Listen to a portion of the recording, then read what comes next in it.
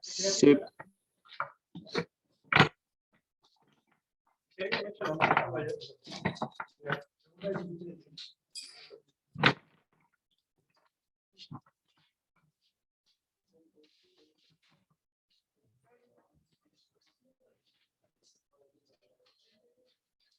Bien, ahora vamos a hacer la presentación del viernes.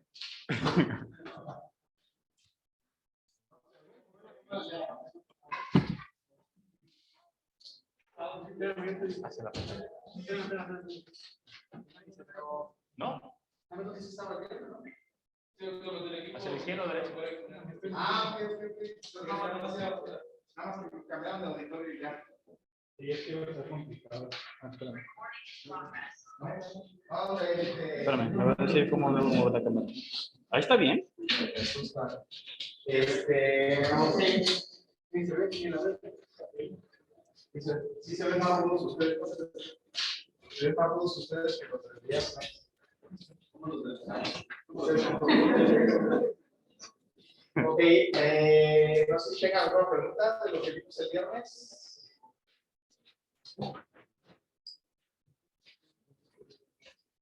Nada. ¿Todo clarísimo? No pasa por el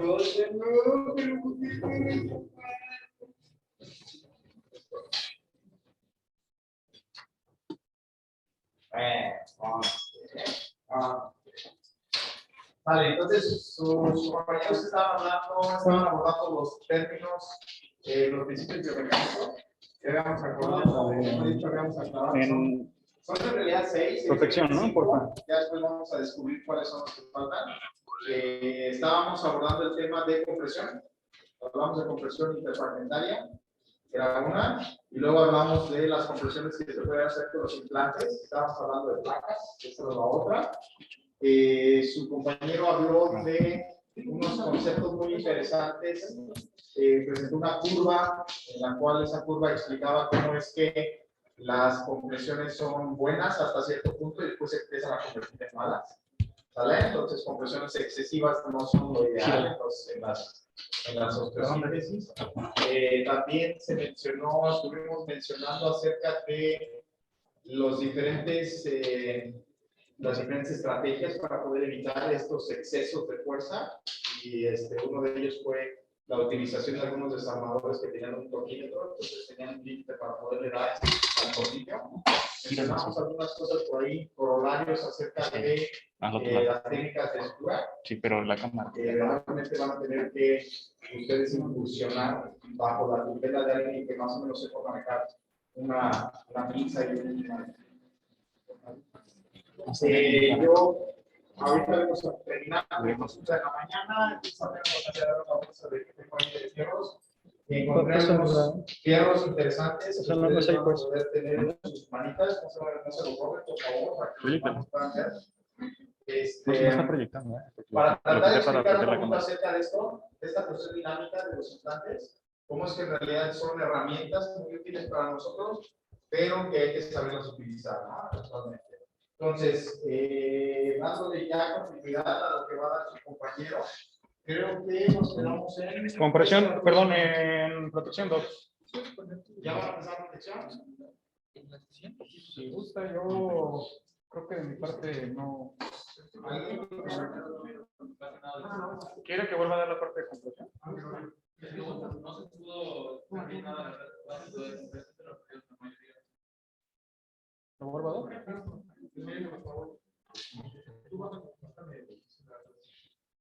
¿Sí puede? Vamos a estar un paso adelante. Que quite la original. No se Voy.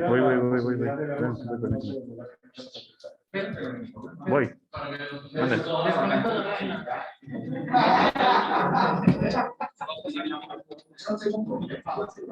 ¿Eso está, no? Sí.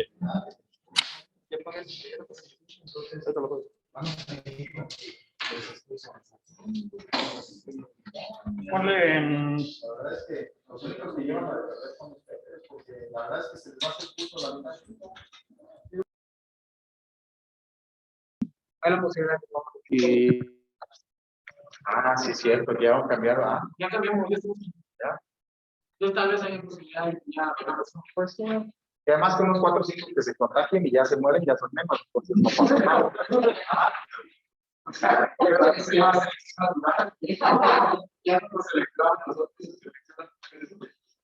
Bueno, sí, yo no tengo ningún inconveniente, nada más con que y sean discretos, que los chismosos corran, que no vengan y ya no pasa nada, ¿vale? Porque siempre va a haber un chismoso que vaya a la dirección a chillar, que lo están obligando a tomar clases en contra de su voluntad, porque no quieren aprender. Es que es el. Y es el de la- Sí, está conectado directo a la dirección. Ahorita va a subir la doctora otra vez a regañar. ¿Sale? Entonces, quizás antes de que pasemos entonces a protección, para que, sí, si quieres, les voy pasando. Mira, doctora, se lo paso. Y les explico ahorita de qué se tratan estas cosas, ¿sale? A ver,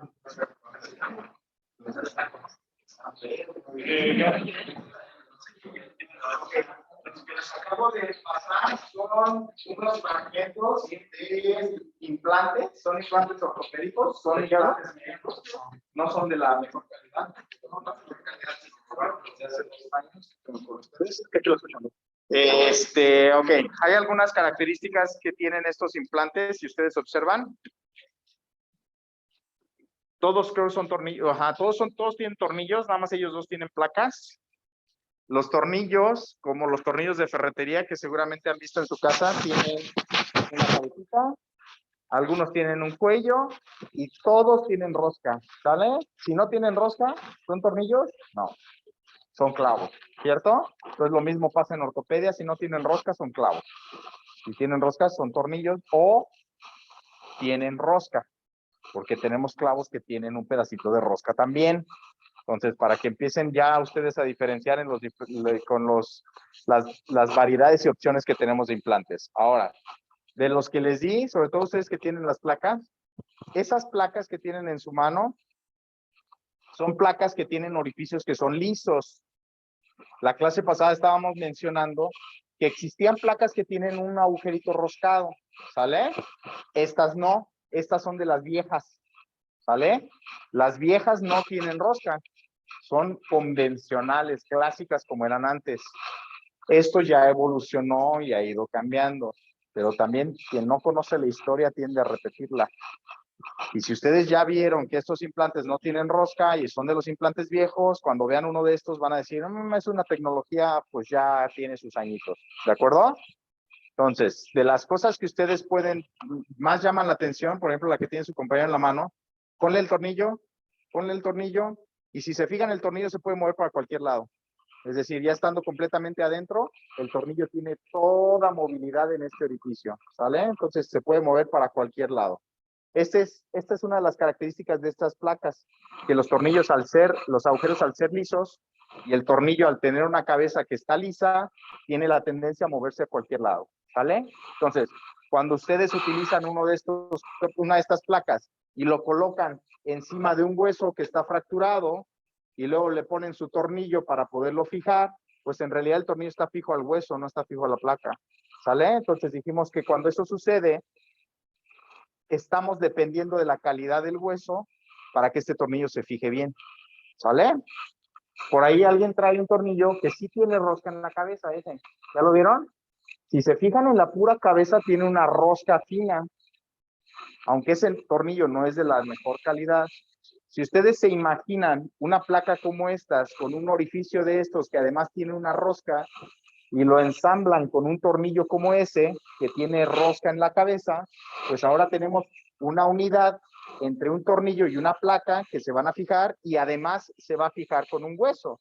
Entonces ya tenemos puntos de unión que son más completos para poder fijar una fractura, ¿sale? Entonces esa es parte de la evolución de estos implantes. Y dijimos que originalmente por ahí esa placa, si ustedes levantenla para que la vean, así perpendicular para que vean los orificios. Vean los orificios. Así mero. Vean los orificios. ¿Ya vieron que son redondos? ¿No se alcanzan a ver? Uno nada más, pero todos los demás son redondos. No, ese tornillo, ese agujero ovalado está diseñado para que, es el primer tornillo que ponemos para que ustedes puedan tomar una radiografía, saber si la placa está demasiado alta, demasiado baja y les dé una holgura y puedan bajar la placa o subirla dependiendo de cómo está colocada. Pero el resto de tornillos que se ponen en esa placa ya no se van a mover ni para arriba ni para abajo porque son orificios redondos y la cabeza del tornillo es de ese tamaño, entonces no se va a poder mover ni para arriba ni para abajo. Sin embargo, si ustedes ven el otro fragmento de placa que traen por ahí, ese tiene los orificios ovalados, ¿vale? Esos orificios ovalados, que todos son ovalados, ahí sí podemos jugar con el movimiento de la placa encima del hueso. Podemos recorrerlo hacia un lado o hacia el otro, dependiendo de qué necesitemos. ¿Qué otra cosa les llama la atención, sobre todo de este fragmento de placa?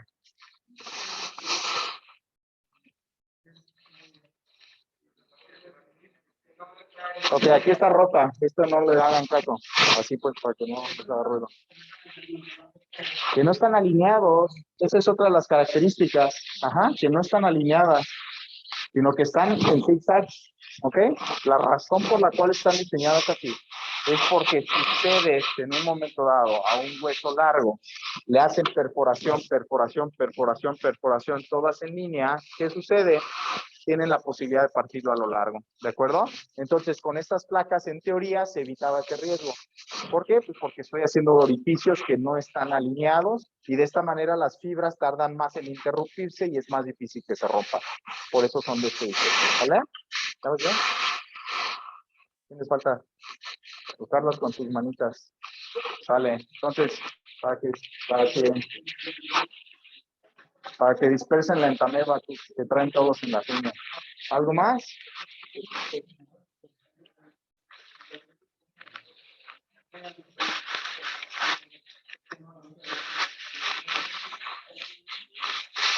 ¿Ok? Ahora entonces vamos al siguiente principio biomecánico, que es también un principio que depende de los implantes, y es el de protección, ¿vale? Entonces, ¿quién va a dar protección de ustedes? Va.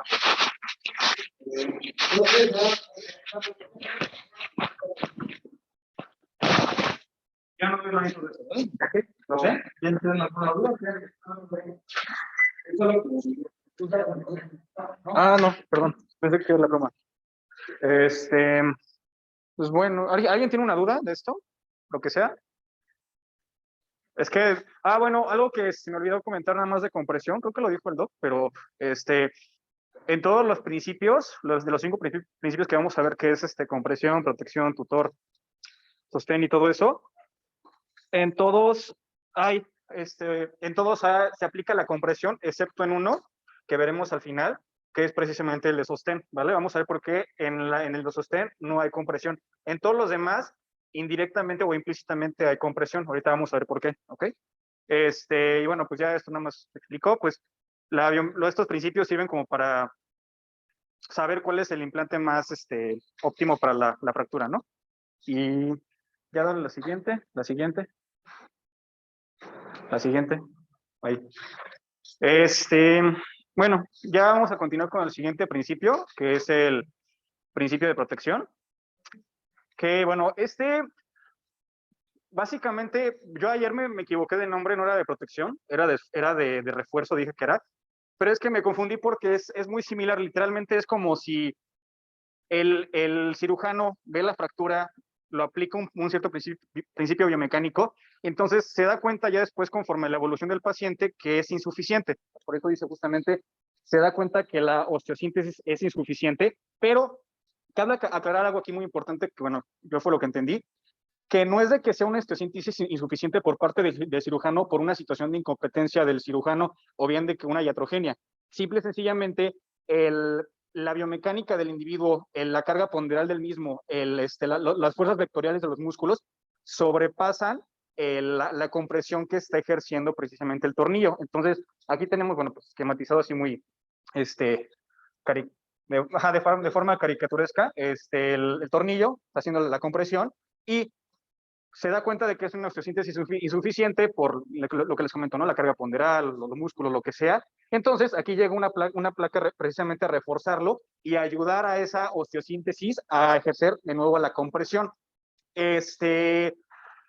Sí, ahora, Esta sociosíntesis, las indicaciones, es lo que les comento, van a ser fracturas en las cuales el cirujano se da cuenta de que la compresión es insuficiente, no se le busca más, y se pueden hacer de 4 tipos. Pueden ser iguales, diferentes, compuestas, y de otro implante compuesta. ¿Le puedes dar la siguiente, Luisa, por favor? Ah, sí, claro.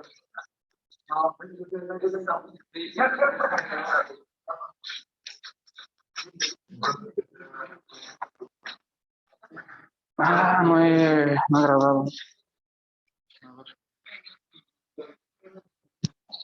¿Les pueden preguntar si ya lo quieren cambiar? No, sigue sin cambiar.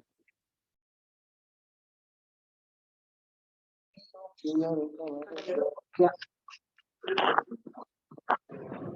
Creo que no estaba grabando. Sí, ahí ya.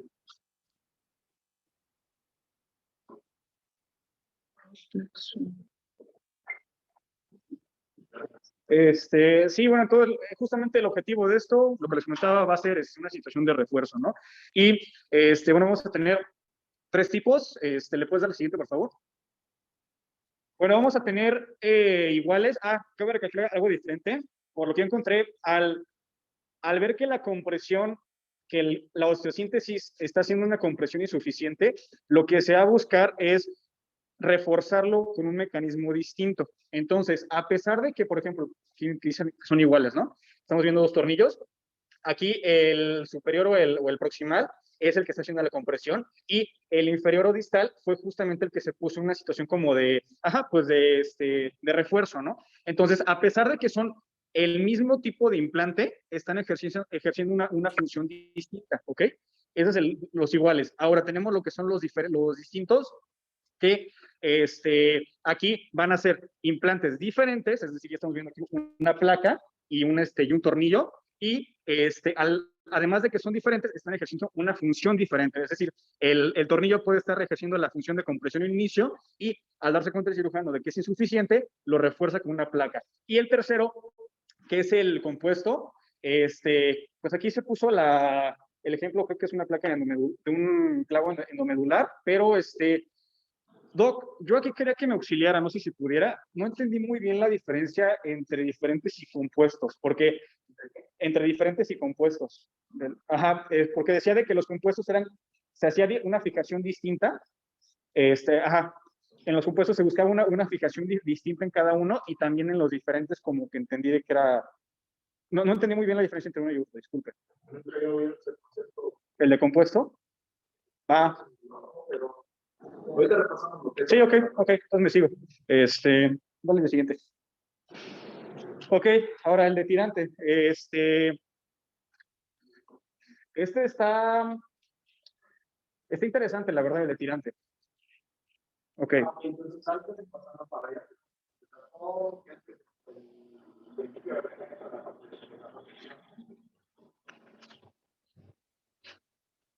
Podríamos revisar mucho los días todos.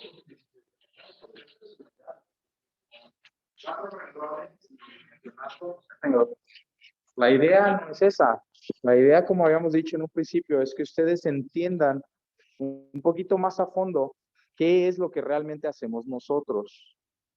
Muchos de ustedes ya se dieron cuenta, los que han ido o los que han pisado un hospital, que efectivamente la ortopedia es la parte oscura de la medicina. Nadie sabe ortopedia, ni los internistas, ni los cirujanos, ni los pediatras, ni nadie sabe ortopedia. A lo mejor ustedes tienen nociones de cardio, tienen nociones de nefro, tienen nociones de oftalmo, pero cuando les empiezan a preguntar de ortopedia, puta, todo el mundo se da la vuelta y se va a su casa porque no entienden. Entonces, de lo que se trata es de que estos conceptos sean un poquito más profundos para que no les dé miedo al momento en que ustedes entran a un espacio en donde se maneja ortopedia. Por eso a nadie le gusta la ortopedia, porque nadie le entiende. Ese es el verdadero problema. Y se los digo por experiencia. Yo desde que estaba en la facultad de medicina, creo que a mi maestro de ortopedia lo vi 2 veces en todo el año. En parte porque él nunca iba, porque siempre tenía cirugía, y en parte porque yo nunca entraba a sus clases. Es cierto, porque nunca me interesó, nunca me gustó y nunca supe nada de la ortopedia. Sin embargo, uno nunca sabe dónde va a terminar, ¿verdad? Ni con quién va a acabar casado, ni en qué especialidad va a terminar uno. Entonces, cuando menos acordé, chácatelas, cabrón, quedé seleccionado para hacer ortopedia. Y dije, ¿y qué es la ortopedia? La madre. Pues sí, me tocó revisar esto desde el principio. Y resulta que es fascinante. En verdad es fascinante. Porque es un mundo realmente desconocido. Es un mundo ignorado. Sin embargo, es sumamente importante y además es una de las patologías que más frecuentemente van a ver ustedes en los servicios de urgencias. Aunque no lo crean, va a llegar el día en que van a estar en los servicios de urgencias y se van a acordar de mí y van a decir, chingada madre, ¿por qué nunca tuvimos un taller de férulas? Porque no sé ni siquiera poner una férula. Y es la verdad. Entonces, si entramos en este campo, ubíquense. Estamos hablando de un principio biomecánico para poder resolver una fractura. ¿Cierto? Entonces, las fracturas no son como las recetas de cocina, en la cual, tiene roto un dedo, pónganle una férula 6 semanas y se acabó el problema. No, no es así.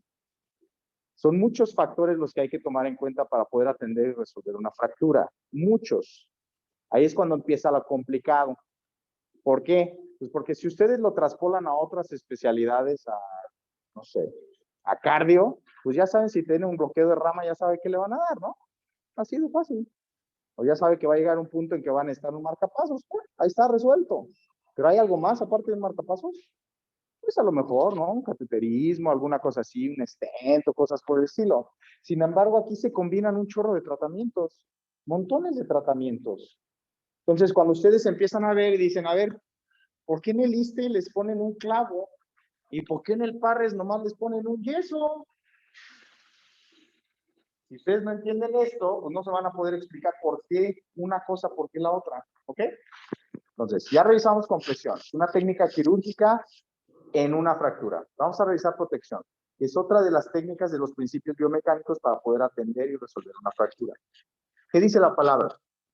Ustedes van a proteger una fractura. ¿Ok? ¿Qué quiere decir con esto? ¿Quién se le ocurre? ¿Qué quiere decir proteger una fractura? Evitar que se deslice, que no se mueva. ¿Qué más? Que se quede la reducción. ¿Qué más? ¿El qué, perdón? Estabilizarla. Ok. Bueno, más o menos es una combinación de todo lo que acaban de decir, ¿no? Ustedes tienen una fractura, la cual en teoría, con lo que ya le hicieron, se pudiera resolver. Pero no quieren correr riesgos y la van a proteger. ¿Ok? Eso es lo que quiere decir. Entonces, en este ejemplo que puso aquí su compañero, ustedes tienen una fractura de una meseta tibial lateral y está colapsado. Yo les decía el viernes que nos vimos, todas estas lesiones y la gran mayoría de los cirujanos, cuando vemos una radiografía, nos enfocamos exclusivamente en el hueso. Y ese es otro de los errores que normalmente se comete a la hora de valorar una fractura. ¿Es solamente hueso lo que vamos a tratar ahí? ¿Qué hay ahí? Hay músculos, hay nervios, ¿qué más? Hay ligamentos, ¿qué más? Vasos, está el menisco, ¿qué otra cosa? Está la articulación propia de la rodilla. Entonces ya empezamos a tener un chorro de elementos que tenemos que agregarle a nuestra fractura. Y si ustedes nada más ven y lo único que saben es que es un Schasker 1 y eso es todo, pues ya estamos fritos porque no van a saber ni siquiera cómo rehabilitarlo, cuándo camina, cuándo apoya, cómo lo protejo, si va a usar, no va a usar rodillera, si va a utilizar, no utilizar muleta, si lo puedo dejar mover, si no puede mover, etcétera, etcétera, etcétera. Y es parte del tratamiento. ¿Ok? Entonces, ustedes ya vieron esta fractura, ya entendieron que hay un menisco, ya entendieron que hay un ligamento posterolateral de la rodilla, ya entendieron que existe el nervio ciático poplito externo que pasa por ahí por la cabeza del peroné, ya se dieron cuenta que es una zona de carga y además el paciente está chonchito y además tiene las rodillas de tijera y las tiene en valgo, entonces tienen un chorro de componentes. ¿Este tornillo será suficiente para lo que necesita este paciente? Si yo lo dejo sin apoyar 2 meses, probablemente sí. Pero ¿qué va a pasar con un paciente gordito con las patas chuecas que tiene sobrepeso y lo dejo quieto durante 2 meses? Pues cuando llegue toda la diabetes está descompensada, la hipertensión está mal, el paciente ya está bien tieso de la rodilla, se le va a hinchar la pata y no va a poder caminar. Entonces, ¿me interesa eso? Pues no, lo que yo tengo que buscar es que este paciente salga adelante lo más rápido posible y de la mejor manera posible, ¿cierto o no? Entonces, ¿qué hago? Esto podría ser suficiente, pero no me parece que sea suficiente por el mecanismo que tiene, entonces lo que voy a hacer es que voy a proteger esta fractura. ¿Y cómo la protejo? Ok, voy a utilizar un implante un poquito más grande, un poquito más fuerte para poderle dar mayor estabilidad y darle esa protección a esa fractura. ¿Me garantiza que el paciente tenga una buena evolución? No necesariamente, porque suponiendo se nos olvidó que por aquí pasa el ciático poplito externo y yo a la hora de disecar esta placa le di en la madre al ciático poplito externo. ¿Qué le va a pasar al paciente? Pues no le va a ir del todo bien, ¿verdad? Porque al rato va a tener una marcha en este paje y al rato va a estar caminando así. ¿Por qué? Porque el cirujano ya le jodió el nervio, no se acordó que ahí estaba y por tratar de proteger una fractura le lesioné otra cosa. Entonces, esos son los factores que hay que tomar en cuenta.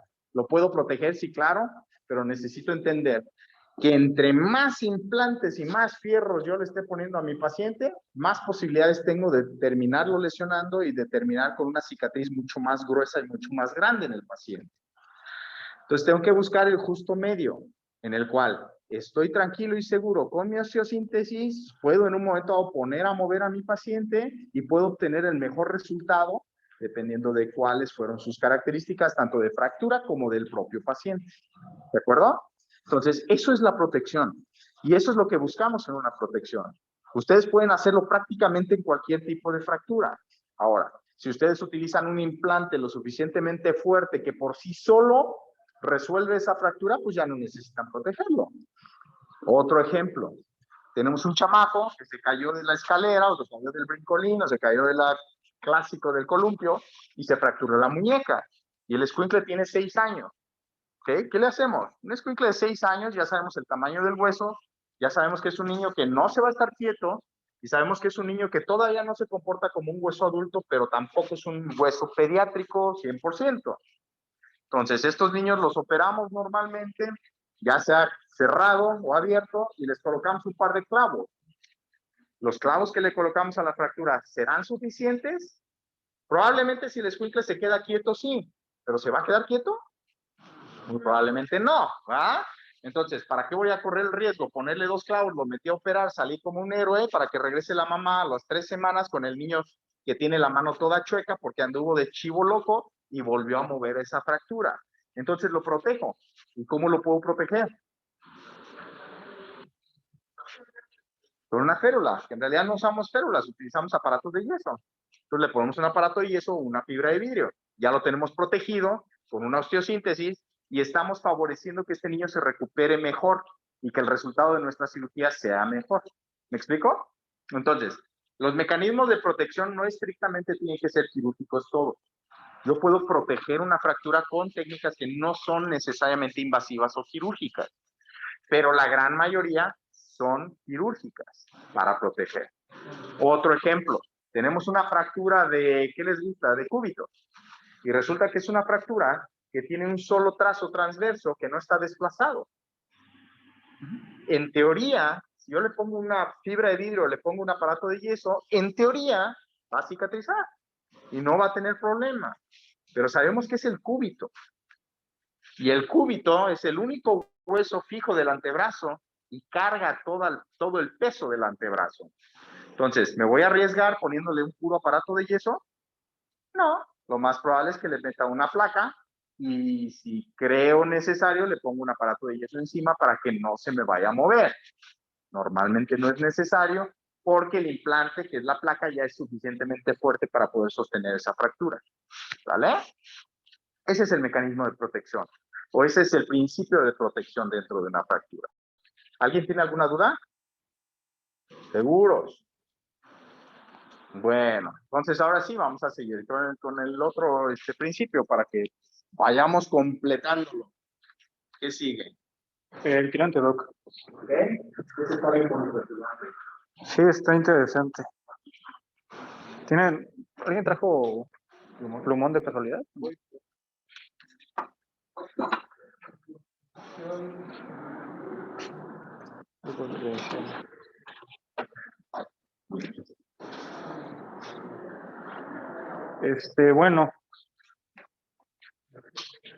Continúo con el tirante entonces. Pues ya les había mencionado de los 5 principios, ¿no? Entonces, el primero, pues es el de compresión y no es la excepción. Este principio utiliza la flexión del hueso a su favor. ¿A qué voy con esto? Y también está muy implicada la compresión. Ahorita vamos a ver por qué. Imagínense de que tienen una diáfisis de un fémur, ¿no? Entonces, la diáfisis del fémur tiene una fractura transversal simple. Entonces, ¿qué va a pasar? Va a empezar a caminar el paciente o simple y sencillamente con el movimiento de una articulación se va a flexionar, ¿no? Esto se llama solicitación en flexión. Así es como se llama ese término, por lo que encontré. Entonces, esta solicitación en flexión, pues va a ser dañina. Entonces, una vez que tenemos esto, lo que va a hacer el cirujano es que le va a poner aquí un implante, un tirante, que es como se le dice, el piso de tirante. Entonces, pues va a estar aquí reforzando, ¿no? Entonces, cuando se quiera solicitar en flexión la diáfisis del hueso y quiera hacer esto, pues va a tener aquí algo que la pare, ¿no? Entonces, y aquí viene lo interesante y lo bonito del principio, de que esa fuerza, es que por eso quisiera un plumón, pero bueno, imagínense de que esa fuerza que se va hacia allá, hacia la derecha, regresa y el mismo implante y el mismo hueso usa esa fuerza a su favor. No sé si me dio, ¿sí? Entonces, está muy bonito, la verdad, esa situación. Por eso justamente dice, convierte las solicitaciones de flexión, que son estas, sobre el hueso, en esfuerzos de compresión en dirección axial. Es decir, esto lo convierte a esto, entonces, al final de cuentas, termina siendo una compresión en la dirección axial, y esto, al final de cuentas, favorece la consolidación ósea. Hay otra situación que también les digo, es que es lógico porque nos dice de que entre más se flexione, mayor va a ser la fuerza de compresión y por lo tanto va a ser benéfico para el propio hueso, es decir, va a ser directamente proporcional. A mayor solicitación de flexión, va a haber mayor fuerza de compresión. Y bueno, tenemos 2 tipos de compresiones de esta dirección axial. Vamos a tener una que es estática y una que es dinámica. La estática es la que ejerce el cirujano con el mismo implante. Creo que, bueno, por lo que entendí es lo que nos explicó el doctor la clase pasada, que llega un punto en el que por experiencia el cirujano se da cuenta que qué tanto tiene que ajustar el implante. Entonces, por lo que entendí, la estática es esa compresión que va a ejercer el mismo cirujano perdón, tenemos 2 corticales, una cortical contigua o adyacente aquí al implante y una cortical opuesta. Entonces, la que va a ser la estática va a actuar sobre la cortical adyacente o contigua al implante, porque va a ser el momento en el que el cirujano está justamente ejerciendo pues sí, aplicando el implante, va a estar ejerciendo allí una cierta compresión, una fuerza, y esa es precisamente la compresión estática que se está ejerciendo aquí. Y la que es la dinámica es la que justamente se ejerce del otro lado y que se ejerce en la cortical opuesta al implante. Y algo muy importante, y bueno, sí, creo que es bastante, bueno, más o menos, voy a tratar de explicarlo. En cuanto a las indicaciones, y para hacerlo un poquito más dinámico, ¿saben cuál es el único hueso del cuerpo en el cual no se puede aplicar este principio? O en otras palabras, el único hueso recto del cuerpo. Sí. Bueno, ¿sí está viendo? Sí. Ok, ¿por qué es importante esto? Sí, perdón por la pregunta, es que lo que hace un poco más dinámico. Justamente el principio nos dice que para que el tirante pueda funcionar, se necesita que la estructura del hueso sea una columna curva, ¿no? O sea, una columna recta sería esto y una columna, más fácil, perdón. Lo que nos comentaba Kat, un hueso curvo y un hueso recto, primero para entenderlo, disculpen. Hueso recto vamos a tener 2 ejes, vamos a tener un eje mecánico y un eje anatómico. Entonces, justamente el hueso recto y el único hueso recto del organismo es la tibia. ¿Por qué es recto? Porque coincide tanto su eje anatómico como su eje mecánico. Esta línea negra que se ve aquí y esta línea blanca son precisamente su eje mecánico y su eje anatómico coincidiendo. Algo que, por ejemplo, no ocurre en el fémur. Entonces, estamos aquí viendo un hueso curvo, es el fémur, y entonces, si se dan cuenta, tenemos aquí la línea blanca, que en este caso sería el eje anatómico, porque es el que sigue el hueso, y el eje mecánico sería el eje gris. Ahora, ¿por qué a estos huesos, que no coincide su eje anatómico con su eje mecánico, se les dice huesos curvos? Por esto, ¿se dan cuenta? No sé si se alcanza a ver, o sea, sí, como que me entiendo esa parte. Es como si estuviera así, entonces hay como que un cierto amortigo ahí, o bueno, está así pues, ¿no? Algo que no pasa con la tibia, que está completamente estática y recta. Entonces, esa es la principal diferencia. Y ahorita les voy a explicar por qué no se puede emplear el principio de tirante en la tibia y en los otros sí. Ok. Doc, yo así lo entendí por lógica. En una de esas está mal, pero voy a tratar de... Como el hueso está así, como el hueso está así, si nosotros tratamos de poner un implante acá y está, digamos, está el hueso curvo, ¿no? Está el fémur por aquí, ¿no? Entonces, está el hueso curvo, y entonces, como este se está solicitando flexión, ponemos aquí el implante. Pero le ponemos el implante porque sabemos de que como está curvo, no se va, o sea, seguro se va a ir para allá y no se va a ir para acá. ¿Está bien eso? ¿No? Sí, ajá, fue lo que yo entendí. Entonces, justamente por eso no se puede aplicar en la tibia, porque como la tibia está completamente recta, y la tibia tiene justamente un trazo transversal, una fractura transversa, se puede ir para cualquiera de los dos lados porque es un hueso recto y no tiene, digamos, esa inclinación, esa predisposición a caerse hacia un lado. Entonces, lo que pasa es de que la tibia, aunque tenga la tibia, y aunque tenga una fractura transversa, si nosotros llegamos a poner un implante, nada el girante, nada nos asegura de que a pesar de que esto está aquí, no se va a ir para allá. Y entonces, en ese caso, no funcionaría el principio de tirante. ¿Sí, más o menos? ¿Sí? Entonces, por eso funciona justamente en los huesos curvos, porque si yo llego aquí, el fémur tiene un trazo, una fractura simple, llego y pongo un implante aquí, es seguro de que cuando esté aquí la carga por su curvatura, si vaya a ir para allá, no se va a ir para allá. ¿Sí? Se va. Ay, Dios, qué bueno. Es que como no lo decía tal cual, sí, lo traté de cerrar, pues, ok. No, todavía falta.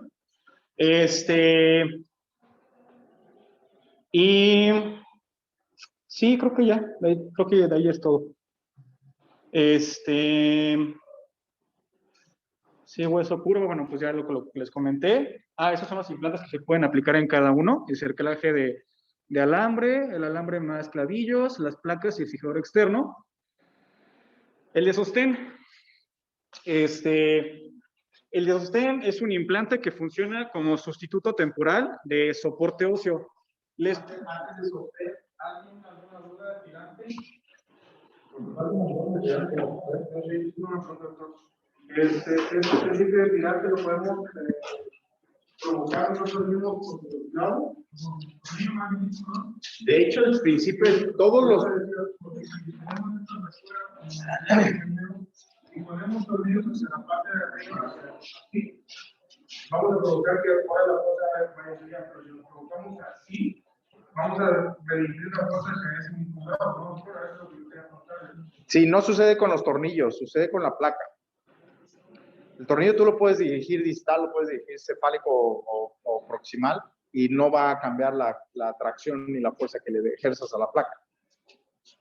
La situación del tirante, hay que distinguir la situación del tirante clásica, que es esta, como con las fuerzas que ustedes pueden ejercer sobre las corticales del hueso con un implante rígido como es una placa.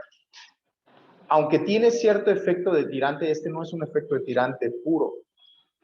El único efecto de tirante puro es este de acá. ¿Por qué? Ya conozco él. ¿Han visto un tirante alguna vez? ¿Han usado un tirante? Liguero, pues, los que matan. No, dice. Bueno, sí, chiquitos, ¿no trae plumón? Van por plumón. Ok, entonces ahorita vamos a ejemplificar. ¿Por qué este no es un principio de tirante puro y este sí? Ok. Entonces, el efecto de tirante es como en los puentes, ¿ok? Ustedes tienen una estructura muy grande, muy pesada y muy larga, que no es capaz de sostenerse por sí sola. Y tampoco es factible estarle poniendo soportes por debajo para que se sostenga. Entonces, ¿qué es lo que hacen los ingenieros? Pues ponen un mástil en una de las porciones del puente y de ahí van a desprender una serie de cables que van a sostener ese puente. Esos son los tirantes y así se llaman también. Entonces, ¿qué está realmente cargando el peso? Pues en parte el tirante, pero lo está transmitiendo a ese mástil que ustedes tienen en medio, que es el que va a cargar realmente el peso. Entonces, si ustedes observan esos puentes, pues son normalmente mástiles muy anchos abajo y terminan en una punta, ¿no? Y así es como distribuyen la carga y distribuyen el peso. Lo mismo sucede aquí, ¿ok? La diferencia está en que esto funciona cada vez que ustedes ponen a trabajar el hueso. Eso es lo que pasa. Entonces, si ustedes entienden que, por ejemplo, una rótula que está metida en un tendón del cuádriceps y que se continúa con un tendón patelar, cuando ustedes flexionan una rodilla o extienden una rodilla, el cuádriceps está transmitiendo la fuerza a esa rótula. Y esa rótula, a su vez, se comunica con el tendón patelar y va hasta el tubérculo de Gerdy en la tibia. Entonces, produce la extensión de esta rodilla gracias a la fuerza que ejerce el cuádriceps arriba. ¿Ok? Entonces, está funcionando como un hueso sesamoideo, ¿cierto? Ese hueso sesamoideo está recargado en la rótula, perdón, en el surco intercondilio del fémur. Entonces, así es como trabaja. Entonces, ¿pintan los dos? Sí. Entonces, ¿qué pasa si ustedes tienen unos cóndilos femorales, una meseta tibial, un peroné y una rótula aquí enfrente? Es un esquema de una rodilla. Y ustedes tienen aquí arriba el cuádriceps y tienen aquí el tendón patelar que va al tubérculo de Gerdy, ¿cierto o no? Ok. Ustedes contraen ese cuádriceps, ¿qué es lo que pasa? Pues esta pierna se extiende, ¿no? No hacia adelante. Como cuando patean, cuando hacen una sentadilla, cuando se levantan de la silla. Sin embargo, traten de visualizar qué le pasa a la rótula. ¿Sí qué? ¿Se hace más corta? ¿Se hace más corta la rótula? ¿Se hace más corto el tendón? ¿Sí? El músculo es el que se acorta. Acá arriba. Este es el que se acorta y el que se estira. Esto se mantiene exactamente igual. En la misma dimensión. Entonces, cuando ustedes extienden esta rodilla, lo que sucede es que tienen ahora los cóndilos femorales así. Y la rótula tiene exactamente la misma distancia de aquí a aquí. Exactamente la misma. Ese no se mueve. Lo que se contrajo fue esto de acá arriba. Entonces, cuando van al gimnasio y hacen un montón de prensas, pues no les crece adelante la rodilla, ¿ah? Les crece acá arriba, porque eso es lo que está trabajando.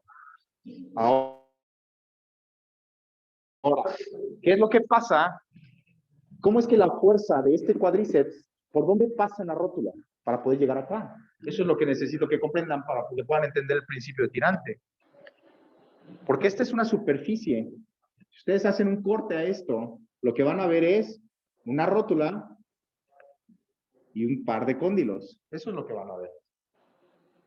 Entonces, ¿cómo trabaja mecánicamente? Como una polea. Sí, pero ¿cómo trabaja mecánicamente este hueso?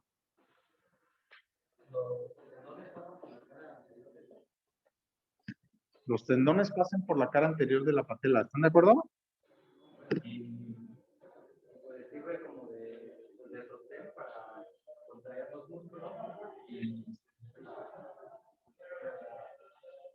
¿Están de acuerdo? ¿No? Ah, no van a creer que es del Atlas, ¿eh? No se lo van a ir encima ahorita ahí. Pinche madriza. Pero entonces, ajá, entonces, no, este no funciona como el centro, precisamente. Este está sufriendo deformidades y está sufriendo cargas. ¿Cómo las sufre? Bueno, cuando esto se contrae, y entre más fuerte se contraiga, la superficie anterior de la rótula va a tener una tendencia a la distracción. ¿Ok? Se estira. Es decir, no se estira, pues, sino que se tracciona, se jala. Y curiosamente, la parte de abajo de la rótula, que es la que entra en contacto con el fémur, sufre una fuerza de compresión. Eso es lo que sucede. Entonces, cada vez que ustedes hacen una sentadilla y extienden sus rodillas con potencia, la parte de atrás de la patela está sufriendo una fuerza de compresión en el sentido longitudinal del hueso. Y la parte de enfrente está sufriendo una distracción, es decir, se está tensando. Eso es lo que sucede. Otro ejemplo. Tenemos el olecrán, que es otro ejemplo clásico. Cuando ustedes saben que se inserta el tríceps aquí atrás, ¿cierto o no? Cuando ustedes flexionan el antebrazo, le dicen al de la ruta que los dejó, ¿qué es lo que pasa? Este hueso está articulado con la tróclea. Ustedes flexionan de manera intensa, ¿qué le pasa a esta cortical de afuera del codo? Sufre una distracción, una tensión. ¿Y qué le va a pasar a la superficie articular de la tróclea? Sufre una compresión. Eso es lo que sucede. ¿Sale? Esto se comprime y esto se tensa. Ok, ahora, ya vieron o ya se dieron cuenta de que va a haber fuerzas tensiles, es decir, que van a jalar las corticales, pero también va a haber fuerzas que las van a comprimir, dependiendo de la fuerza que ustedes hagan y para dónde la hacen. Entonces, si ustedes se ponen a pensar en huesos como el húmero, pues depende de qué fuerza van a hacer. Si ustedes flexionan y levantan con el codo, ¿qué pasa con la parte anterior del húmero? Se comprime, se contrae. ¿Qué pasa con la cortical posterior? Se va a tensar. Entonces, todos los huesos sufren este tipo de mecanismos, todos prácticamente, excepto la tibia, antes de que se les enchueque la tibia, porque a todos eventualmente se nos van a empezar a enchuecar las tibias y vamos a empezar a estar cascorvos y se van a empezar a hacer viejitos con las patas chuecas. A todos nos va a pasar. Entonces, antes de que ese fenómeno suceda, el eje mecánico es igual al eje anatómico de la rótula. Entonces, en teoría, ustedes ya tienen rectas las piernas. Ustedes, en teoría, porque los vemos caminar y caminan como gallos de pelea.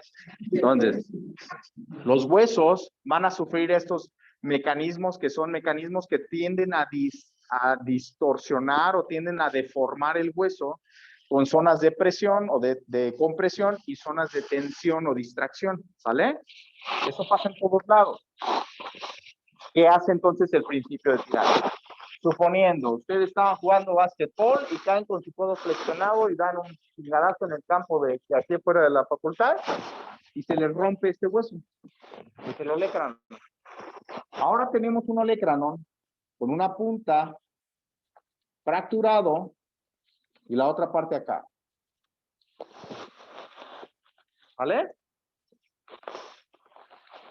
¿Por qué les pongo este ejemplo? Porque la rótula y el olecranon son los dos lugares anatómicos donde clásicamente se utilizan los principios de tirante, porque es donde más efectivo puede ser.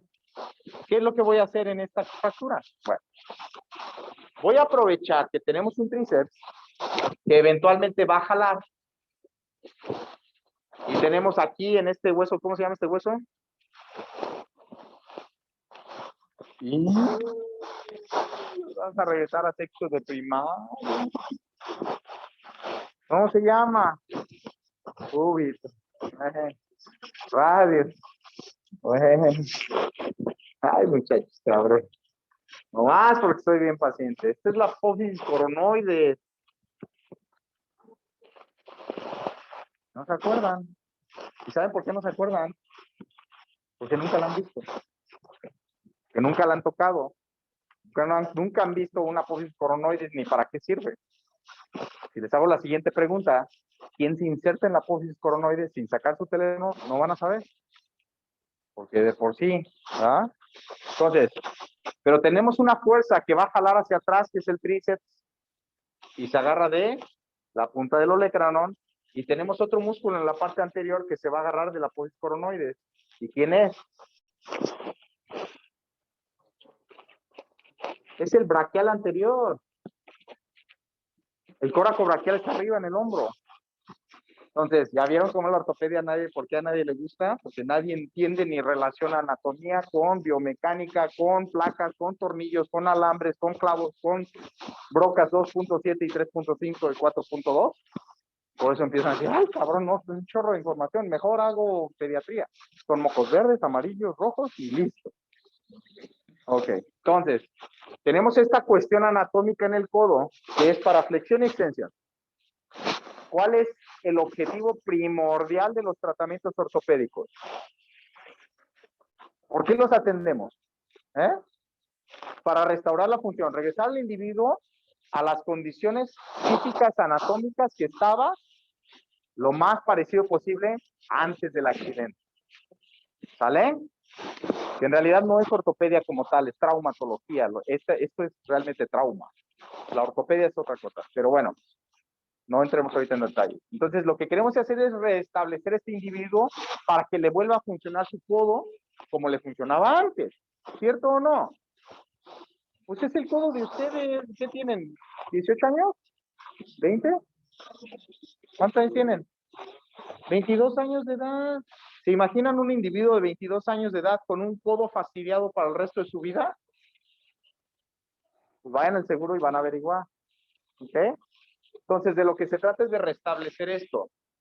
¿Qué principio puedo utilizar? Ya estudié, ya leí que el principio de tirante puede ser uno de los principios más prácticos para resolver esto. ¿Qué voy a hacer? Ok.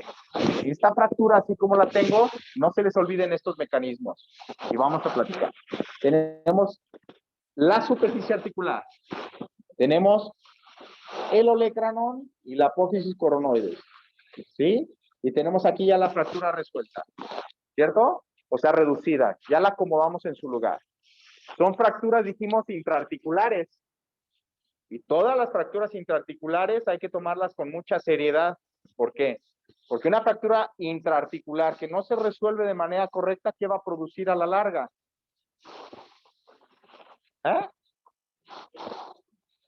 Una artrosis postraumática. Eso es lo que va a producir. Y las artrosis postraumáticas son procesos articulares degenerativos. Y si ustedes empiezan un proceso articular degenerativo a los 22 años de edad, pues cuando lleguen a 40 van a necesitar una prótesis en el codo, porque el codo ya les quedó fastidiado, o van a terminar con un codo tieso, que no van a poder llevarse la caguama en el antro, ¿cierto o no?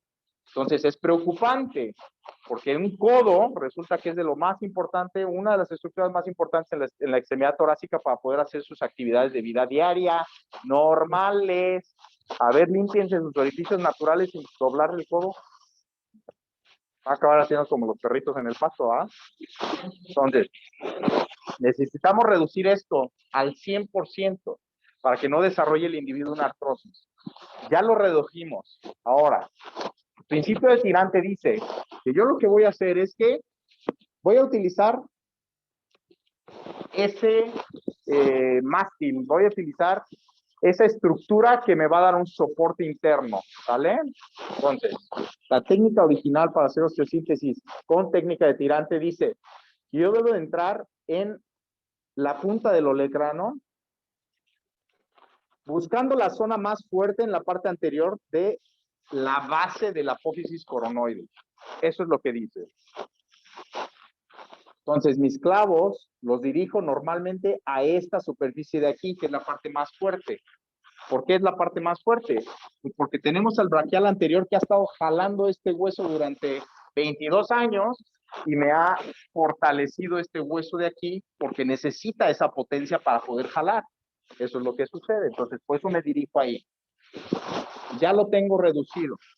Ahora, lo que yo quiero aprovechar es esas fuerzas de tensión y esas fuerzas de distracción para poderle dar a esta fractura un mecanismo de compresión para que pueda consolidar. Entonces, ¿qué es lo que hago? Utilizo el tirante.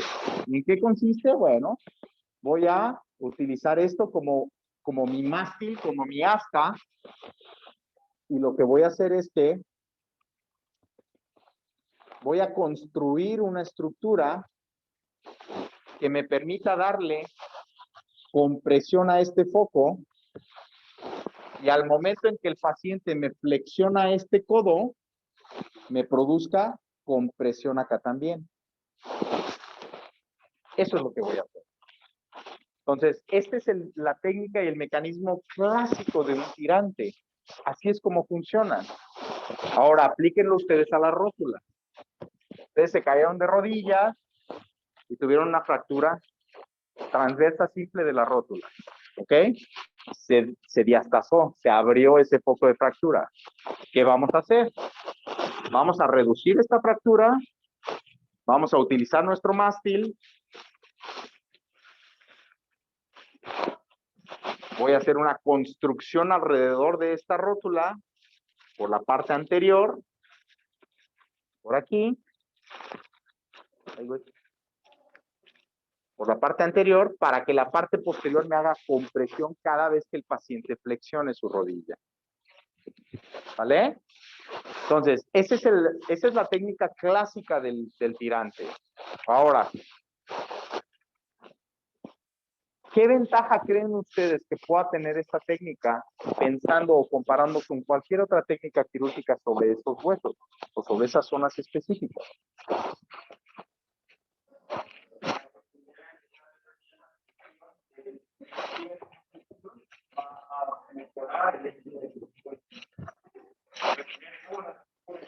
Exacto, ¿y eso cómo se traduce? Se traduce que yo voy a poder poner a mover a mi paciente lo más pronto posible. Entonces, si yo pongo a mover a mi paciente lo más pronto posible, ¿qué voy a evitar? Pues voy a evitar edema, voy a evitar dolor, voy a evitar distrofias, voy a evitar todo tipo de complicaciones como rigideces en las articulaciones, por ejemplo, porque lo estoy poniendo a mover temprano. Entonces, una de las cosas, movimiento temprano. Eso es importantísimo. Importantísimo en todo tratamiento ortopédico, traumático, quirúrgico. En realidad lo estoy operando para que este paciente lo pueda yo rehabilitar lo más pronto posible. Para eso esa es la intención. Entonces, resulta que yo tengo esto y el cirujano encima le mandó una rodillera. ¿Para qué chingados entonces lo operamos? Déjenle la rodillera, ¿no? Todo el mundo va a mover, se va a hipotrofiar y va a hacer rigidez y va a hacer un chorro de cosas. Y lo estoy operando es porque mi intención es ponerlo a rehabilitar lo más pronto posible. ¿Vale? ¿Quedó claro? Este es el concepto clásico del tirante. Ahora vamos a mencionar esto que está mencionando aquí su compañero, que no es el concepto clásico, pero sí estamos aquí utilizando dos conceptos que ya mencionamos en el otro, y que es la fuerza de compresión por un lado, y cuando el hueso se deforma hacia ese lado, produce tensión en el otro lado. Entonces, pero aquí tu compañero le agregó un factor más de complicación y es la utilización de un implante. ¿Qué pasa cuando utilizamos un implante? Bueno, vamos a borrarle esto para que podamos... Por eso ya vieron, pues es bien fácil decir, pues tirante, pues nomás le doy la vuelta, lo aprieto y listo. Pero si nos adentramos en el concepto, se vuelve un poquito más complejo, ¿no? Entonces, pregunta. Ustedes ven, ustedes van a ver, se van a acordar de mí. Una rótula, su fractura, sobre todo en el seguro ya lo están haciendo mucho.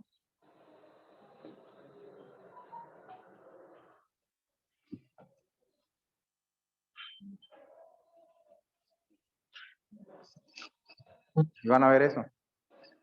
Una rótula con un par de tornillos metidos en el foco fractural.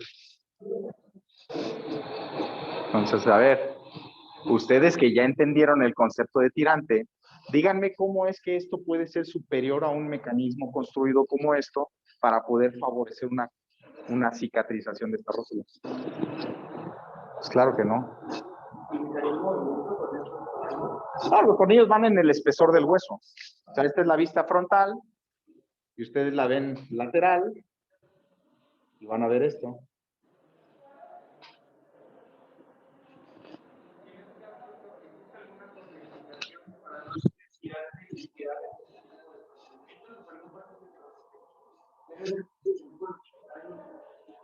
Es más sencillo, pero es...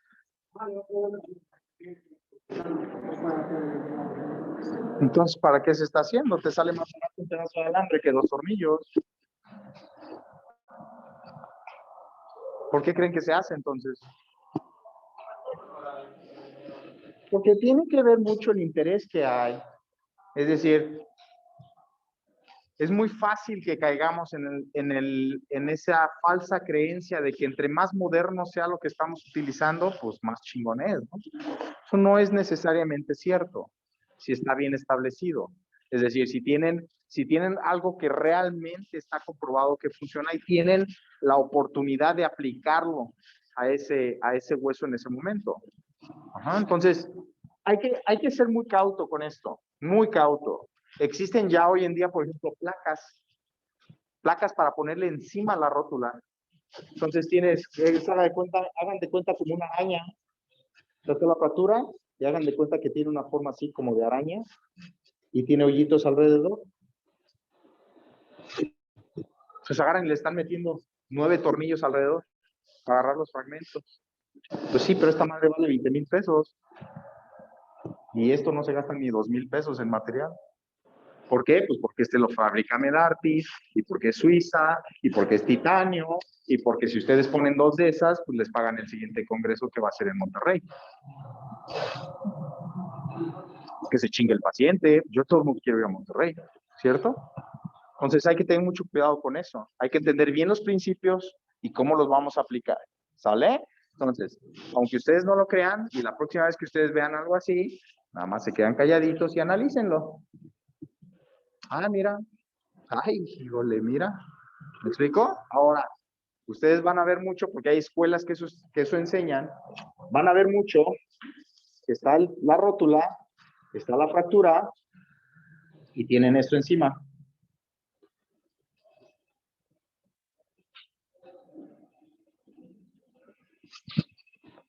Alambre por todos lados. Un cerclaje de alambre y un 8 de alambre. ¿Qué le falta? Le falta el mástil para que estos alambres puedan realmente trabajar mecánicamente. Si no lo tienen, no van a trabajar. Entonces, yo lo he visto mucho en cirujanos ortopedistas que están llegando a Cuernavaca, que tienen poquitos años de haber egresado y están llegando haciendo esto.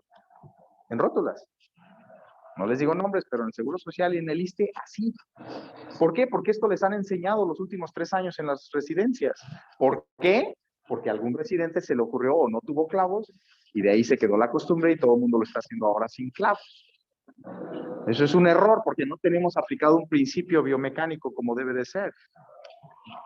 Entonces, cuando ustedes entienden esto, bien, y ustedes se sientan frente a un paciente que tiene esta condición, y ustedes le explican el por qué se tiene que hacer así, el paciente les va a entregar toda su confianza para que ustedes puedan hacer su trabajo sobre esa articulación. Y eso es muy padre, que al final de cuentas le va bien al paciente, ustedes quedan muy bien porque supieron qué hacer en ese momento, 0 complicaciones. ¿Ok? Pero lo tienen que entender pues desde el principio. Vamos a borrarle para que veamos lo de la placa. ¿De acuerdo? ¿Hasta aquí alguna pregunta? Tengo que regresar al consultorio todavía. ¿Seguros? Y entonces, la placa que se pone que es específica para la rótula, obviamente no va a cumplir la función del mapa, pero nada más cumple la función del alambre. Nada más ¿Para qué? Puede ser. Piense mal y acertará. Puede ser, ¿no? O sea, en realidad no hay una justificación. Está como el olecranon. También a ustedes les va a tocar ver. Ahora ya hay.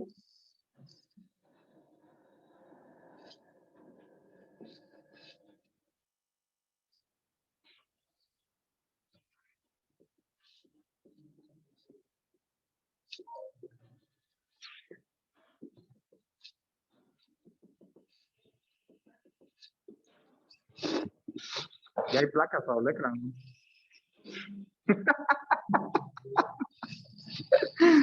Y el pinche placa vale 20,000 pesos. ¿Qué ventaja puede haber? Para poner esto, ustedes tienen que abrir el codo desde aquí hasta acá para poder despellejar todo y poner una placa. Para empezar. Imagínense el dolor, imagínense toda la repercusión que ustedes tienen biológicamente sobre la cicatrización de ese hueso porque le están quitando el periósteo para poderla poner. Ahora imagínense un pedazo de fierro aquí subdérmico. Ya condenaron al paciente de que lo tienen que volver a operar ahora para quitarle la placa en 6 meses. Doble procedimiento, doble cobro. ¿Me explico? No tiene realmente mucho sentido. Ok, tenemos una fractura hecha pinole, ¿no? Que le dieron un balazo y no tiene hueso y está deshecha. A lo mejor, ¿no? A lo mejor podemos utilizar un implante de estos más moderno, con un poquito más de oportunidad de poder fijar huesos que están sueltos por todos lados, porque mi principio de tirante no lo puedo aplicar bien, porque no tengo suficiente hueso. ¿Me explico? Pero son casos contados, ¿no? O son casos muy específicos que tengo que analizar muy bien de qué es lo que mejor le puede convenir al paciente. Entonces tengan cuidado, porque esta es una buena trampa. ¿Qué pasa acá? Ok, ustedes tienen estas fuerzas, aquí ya está señalado, ¿no? Tiene una fuerza de compresión, pensando en un hueso que no sea la tibia y que no sea una tibia en un adulto joven, que son rectas y tiene su eje de carga, que es en una sola línea, igual al eje anatómico. Entonces, suponiendo que sea un fémur, ¿ok? Ya su compañero les explicó, el fémur tiene un eje anatómico y tiene un eje de carga que es muy diferente, que es el famoso ángulo Q le llamamos. El ángulo Q que tiene que ver con la alineación de cadera, centro de rótula, con el segundo dedo del pie, que esa es la manera en que cargan nuestras piernas. Q. Entonces, ángulo Q.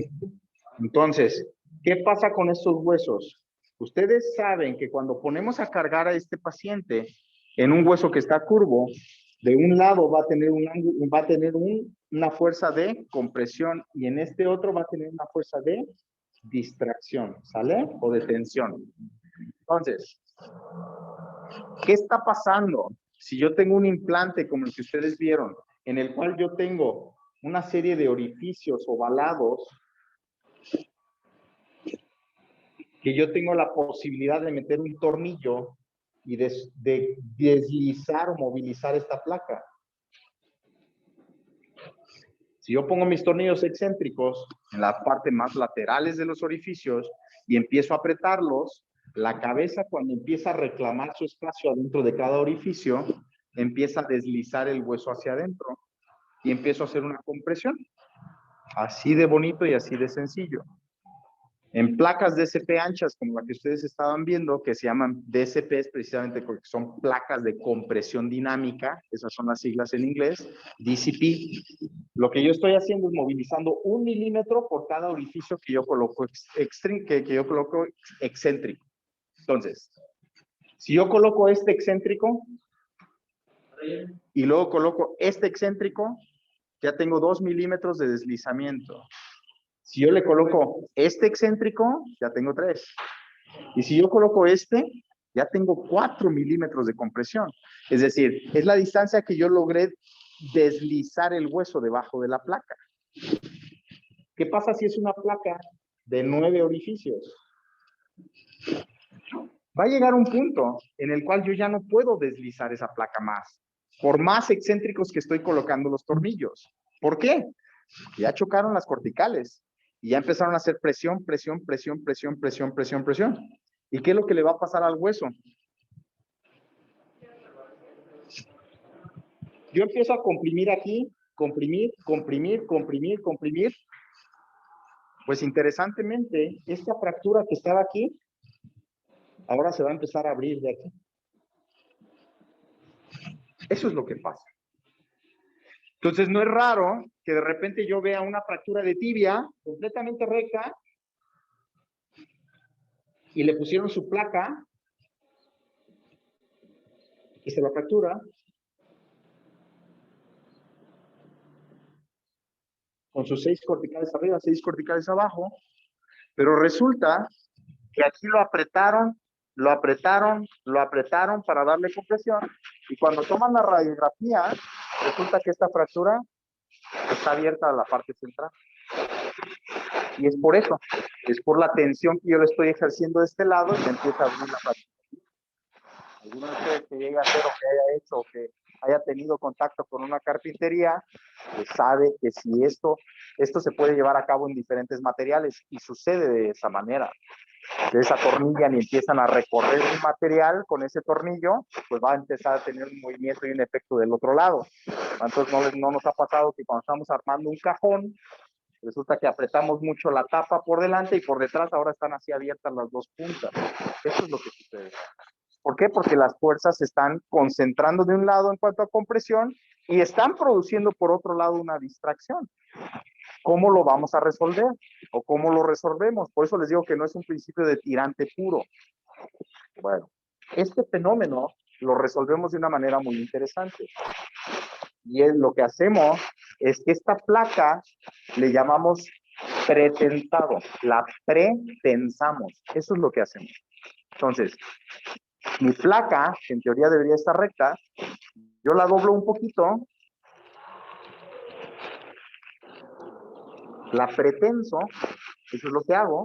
Tenemos los orificios y tenemos el hueso recto con su fractura aquí. Entonces, conforme, obviamente, pincha abiertota que le dejó, con razón le quedan todas cerca. Entonces, lo que yo empiezo a hacer es que empiezo a dosar esta placa de manera alternada, y conforme yo voy acercando esta placa al hueso, la voy adosando, la misma placa comienza a comprimir la cara lateral del hueso. Y entonces evito que se abra. Eso se llama pretensado. Y ese es un fenómeno muy interesante que quien lo conoce y quien echa mano de él, normalmente tiene reducciones perfectas de sus fracturas. Eso es lo que se debería de buscar. ¿Vale? Entonces, ¿por qué no es un principio puro de tirante? Pues porque no estoy distribuyendo cargas con los clavos o con un implante como lo hice en el olecrano o lo hice en la rótula. Pero sí estoy trabajando con fuerzas de compresión por un lado y fuerzas de distracción por el otro. Eso sí lo estoy haciendo. ¿Ok? Por eso cae dentro del grupo de tirante, está bien. Dejémoslo en el grupo de tirante, pero que les quede claro que no es un tirante puro. ¿Ok? ¿Hasta aquí alguna duda? Esto está bien padre y esto aplica, lo ven, se ve súper clásico en las tibias. Súper clásico. Cuando ponen placas en tibias, es bien común ver la fractura del otro lado que hemos alcanzado a abrir tan chiquitita, cuando no está pretensada una placa. Pero también se puede ver en fémur, también se pueden ver en húmero, también se pueden ver en cualquier hueso largo, en metacarpianos, por ejemplo. Si ustedes no pretensan una placa sobre un metacarpiano y lo empiezan a atornillar, cuando toman la radiografía lateral, la parte de abajo del metacarpiano se abre. ¿Existen aparatos para doblarlo? Sí, claro. Existen unos aparatos para doblarlos, ¿vale? Pero esto se calcula, como les dije, no hay un aparato que digan, pues métele ahí los datos, un paciente mide 1,70 y pesa 80 kilos, pues me va a dar 4 grados de pretensado. Todo esto es conforme el cirujano lo aprende a hacer. Es un poquito a forma de, es un poquito a la medida del paciente. ¿Qué pasó? Entonces, cuando uno no sabe, cuando uno va aprendiendo, pues resulta que la doblo así como doblé esta, y cuando lo pongo, resulta que la placa me queda despegada del hueso porque no alcanzó a dosarse completo. ¿Y qué creen que está pasando ahí? pues la fuerza que se está ejerciendo acá es excesiva. Es demasiada. No se hable de este lado porque aquí tenemos los tornillos que lo están quitando, pero la fuerza es excesiva. ¿Qué pasa con la curva que decía el doctor? En el cual le va bien, le va bien, le va bien, ya no le va bien, ya le fue mal. Empezamos a caer acá. Entonces es cuando empezamos a ver fracturas que no están pegando. Pues no, porque este hueso se está moviendo. Es como esa sutura que ustedes le dieron al paciente de urgencias y le pincharon la sutura y le cortó la piel. Lo mismo pasa acá. Entonces, por eso requiere de mucha práctica, requiere de mucho tacto. Es aprender a hacerlo, aprender a ver cómo es que el hueso se comporta a la hora que yo le doy la última vuelta que necesitaba ese tornillo para poder apretarlo justo en el lugar en donde se necesitaba. Eso es parte del arte de la cirugía. Eso es parte de lo que se desarrolla como tacto para poder operar. ¿Vale? Entonces, yo espero suene atractivo para muchos de ustedes, porque es bien bonito, bien bonito. Y es algo que se hace con las manos. Obviamente conectadas al cerebro, porque si no, terminan como ortopedistas del Seguro Social. ¿Algo más? Ya no voy a decir el seguro, porque a lo mejor alguien de aquí tiene su papá trabajando en el seguro. Vale, ¿algo más de aquí? Ok, entonces principio de tirante, pues ya quedó mucho mejor explicado, creo yo, ya quedó más comprensible, ya logran entender cómo es que se aplican los tirantes en diferentes partes del cuerpo, ¿vale? Pues ya con el que sigue antes de irnos, pues ya nos vamos. Tenemos 10 minutos. ¿Ok? No me quiero la rodilla, explicarlo. No es capaz que, como no Ajá, ahí está. está como tienen que preguntarle, ¿cuántas vueltas me voy a la base para completar? No saben cuántas palabras hay que implementar primero para que ustedes entiendan a dónde se da vuelta la lápiz para que quede apretado y no se rompa. Denle la vuelta una menos de la que se necesita para que se rompa. Que le dé una vuelta menos de la que se necesita para que se rompa. Tiene toda la razón, es algo que se aprende, es algo que requiere tacto. Entonces no está tan fácil. Entonces, cuando ustedes se pongan sus manos para que no operen, ni muy, ni tan tarde. Es decir, los cirujanos, todos, los que somos cirujanos, somos cirujanos jóvenes en algún momento. Es decir, teníamos toda el ímpetu, todas las ganas, toda la velocidad y toda la habilidad. Lo creíamos. Y conforme vamos avanzando en la cirugía, una de las cosas que yo siempre les trato de explicar a mis residentes, a los que tienen tiempo a aprender o a practicar, es que la cirugía lleva su tiempo. Todos los pasos quirúrgicos, aunque sea una cirugía de urgencia, tienen su tiempo. Y si ustedes, en lo único en lo que se están fijando, como cirujanos, es cuánto tiempo hicieron para quitar un apéndice, no son cirujanos, ¿no? Son operadores de estrella de oro. No son cirujanos. ¿Por qué? Porque el cirujano tiene bien entendido que le va a llevar tiempo hacer su procedimiento y que lo tiene que hacer paso por paso y lo tiene que hacer bien. Entonces, decía un maestro mío, despacio porque llevo prisa. Efectivamente, si ustedes lo hacen con calma, lo hacen bien, los resultados van a ser muy buenos. Y esto en cirugía, operar de carrera no es bueno. No es bueno. Entonces, al cirujano que se hace viejo, desgraciadamente es el que ya no ve, ya no oye y tampoco entiende. Y ese es el que ya la mano se le traba.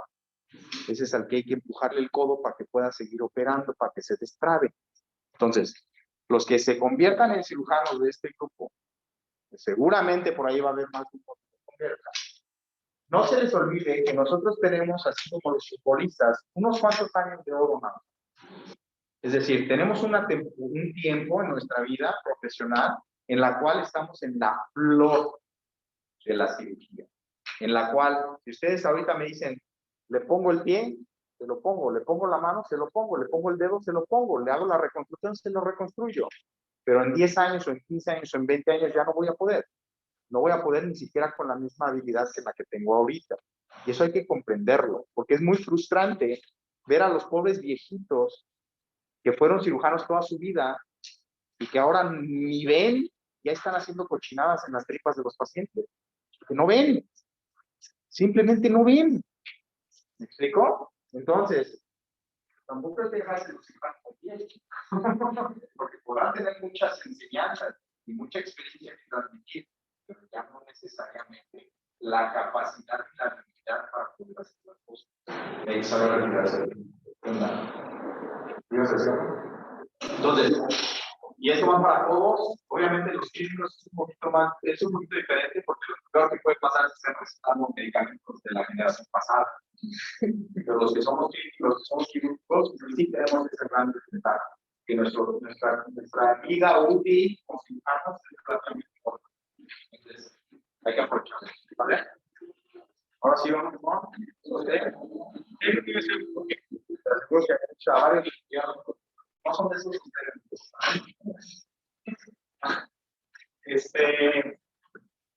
Pues bueno, ya es eso el que decimos al principio. Y, perdón.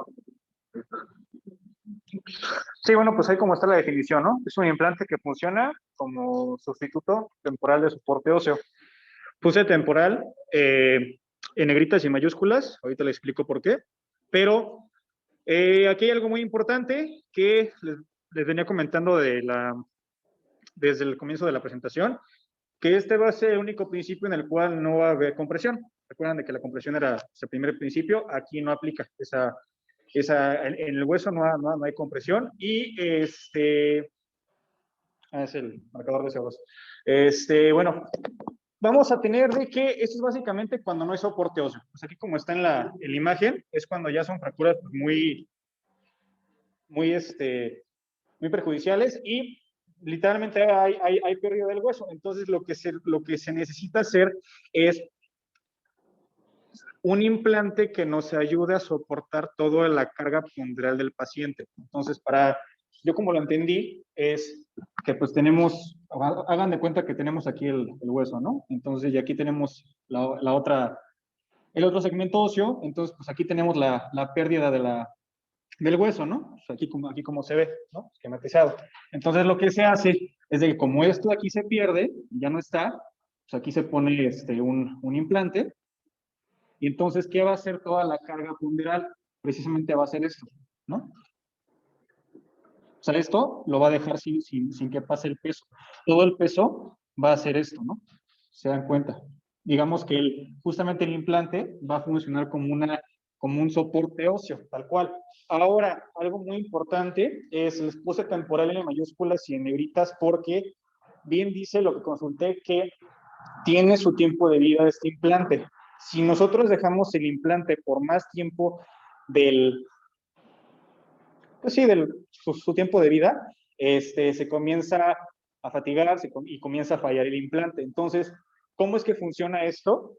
En un inicio, pues colocamos el implante, ¿no? Tenemos la fractura, y está la pérdida del hueso, y pues ya colocamos el implante, ¿no? Y entonces, en un inicio lo que va a pasar es de que, lo que les comentaba, toda la carga ponderal del paciente, bueno, toda la carga de esa porción se va a pasar al implante y entonces el hueso no va a tener ese soporte óseo. O sea, el hueso no va a estar funcionando como un soporte óseo. Este va a ser un soporte artificial, pero conforme vaya consolidándose el hueso, la carga ponderal progresiva y paulatinamente va a ir pasando del implante al hueso conforme el hueso vaya curando. Es decir, en un inicio pues no va a tener nada de soporte óseo. Es más, bien dice el artículo que consulté, si hay soporte óseo o si está recibiendo carga del hueso, no es principio de sostén. No es.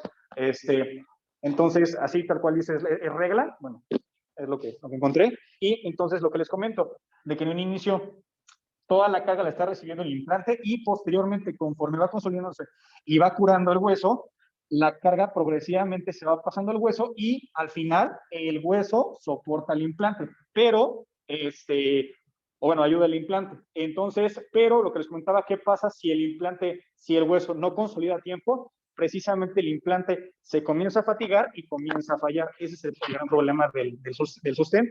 Pero está muy interesante. Yo, de hecho, pues encontré un videito en el que me ponían esto. Pues obviamente está muy, pues temático, ¿no? Pero pues, obviamente esto sería el implante.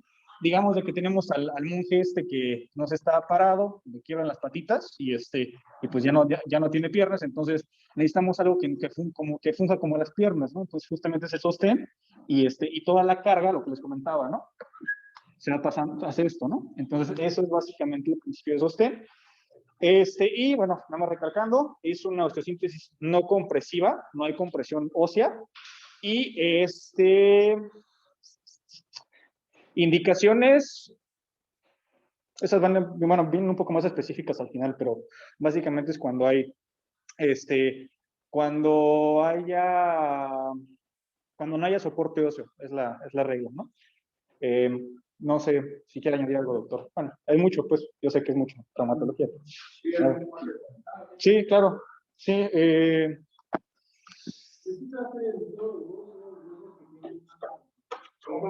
Se puede poner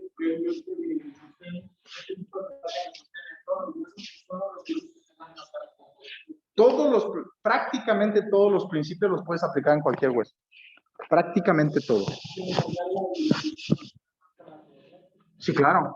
Al final de cuentas, lo que estás utilizando es un principio. O sea, es como decir, bueno, voy a utilizar este soporte para poder tener esto como puente.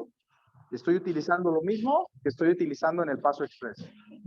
Obviamente con sus debidas proporciones. ¿Por qué? Pues porque esto va a sobretener una libreta que pesa 400 gramos y allá van a ser 400 toneladas.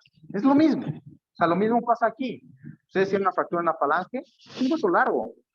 ¿Van a aplicar principios? Claro. Van a aplicar un principio de compresión, uno de lo que ustedes quieran. Pues un hueso, un fémur en un elefantito de 120 kilos, claro, es el mismo principio, ¿sale? Nada más que es diferente proporción de hueso. Ahora, sí, claro, ahora cada implante tiene su proporción también. Entonces, ustedes vean, por ejemplo, a nosotros que nos llevan los equipos para hacer cirugía de mano, propiamente en mano, es decir, metacarpianos, falanges, y son equipos que son tornillos que miden 1.1 milímetros de diámetro. O sea, son cositititas. En cambio, llevan los equipos de cadera y son unos pinches tornillotes de 4.5 milímetros, en los cuales, pues obviamente, el tamaño es lo que importa en la cadera. Entonces, al principio de sostén pasa algo muy, muy interesante. No pierdan de vista que todos los principios biomecánicos se pueden aplicar mezclados. Entonces, ustedes pueden tener o aplicar un principio de compresión con una protección, claro. Ustedes pueden hacer un principio de tirante con una protección, sí. Ustedes pueden hacer un sostén con una compresión, sí. Encontrar un implante o una técnica que sea 100% exclusiva o que sea particularmente de ese principio nada más es complicado. Porque siempre van a tener una que otra fuerza por ahí trabajando haciendo otra cosa. Nada más es cosa de visualizarlo y entenderlo al momento en que se atiende la fractura. Por eso, pareciera capricho o berrinche cuando vemos de repente los trabajos que se hacen en osteosíntesis y cada cirujano hace una cosa particular o diferente. Pero en realidad lo que está pasando es que estás aplicando tus principios en base a lo que estás viendo, lo que estás encontrando, pero estás combinando obviamente tu experiencia también para poderlo resolver. Entonces, si tu experiencia te dicta, mejor ponle otro tornillo, pero ahora de allá para acá, para que haga cierto efecto encima del hueso, lo vas a hacer. ¿Por qué? Porque tienes el conocimiento de estas técnicas, tienes el conocimiento de estos principios y lo que estamos buscando es la solución del paciente, la solución del problema del paciente lo más efectiva posible. Hay cirujanos que pecan de no sé, de exagerados, por decirlo de alguna manera, ¿no? Entonces le ponen 2 kilos de fierro a la fractura para estar seguros y recontraseguros de que quedó bien agarrado. Está bien. Habemos quienes usamos lo mínimo indispensable para poder resolver una fractura. Hay quienes protegen aparte de, entonces le ponen una placa, encima le ponen un fijador y luego le ponen una férula. Está bien, pues el doctor cree que esa es la mejor combinación y al menos en su experiencia les va muy bien, pues está bien, adelante, ¿no? Que lo siga haciendo. Pero no quiere decir que esté bien o que esté mal. Quiere decir que se conocen los principios y conforme uno aplica su experiencia, es la solución que le damos al paciente. Por eso se desconciertan todos ustedes. Cuando ven, chispas, ¿por qué a este paciente le pusieron un clavo? Y la misma fractura le pusieron un fijador. Y si vemos al siguiente, tiene una placa. Entonces, ¿quién me explica por qué cada cosa? ¿Me explicó? Por eso se desconciertan tanto y por eso no entienden realmente. Y por eso es tan fácil reírnos de los médicos internistas, porque le decimos, todos necesitan una placa. Está bien, pues necesitan una placa. Y no tienen la barra hermosa idea de por qué necesitan una placa. Entonces, sostén es bien interesante también, es bien bonito. Porque el sostén, como su nombre lo indica, es algo que me va a detener una fractura. ¿Sale? Es muy utilizado en diferentes segmentos, sobre todo en los segmentos metafisiarios, los que están cerca de una articulación.